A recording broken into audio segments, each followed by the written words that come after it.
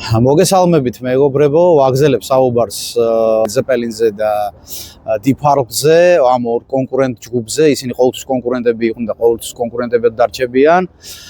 საუბარია 1970 წლის ისეთ ლეგენდარულ ალბომზე, როგორც არის In Rock-ი, რომლის კომპოზიცია მაგალითად Child in Time, თავისუფლად შეიძლება ვთქვათ, რომ იქცა თაობის ჰიმნად. მანამდე 1970 წელს სანამ Ian Gillan-ს პატივი ხვდა წილად და Deep Purple-ში მოიწვიეს, Tim Rice და Andrew Lloyd Webber-ი გადაწყვიტავს მოიწვიოს ის ლეგენდარულ როკ ოპერაში, სადაც ის შეასრულებს არიას, ქრისტეს არიას, რომელსაც ფაქტიურად ძალიან უზარმაზარი, მე ვიტყოდი გრანდიოზული პოპულარობა ხვდა წილად, რომელიც მოგვიანებით მიუზიკლის სახით დაიდგა სხვა შორის ბროდვეიზე და 1970 წელს ეს ის პერიოდია, როგორც აღნიშნე და კიდევ აღნიშნავ, როდესაც Led Zeppelin ფაქტიურად გადაიქცა სუპერ ჯგუფად,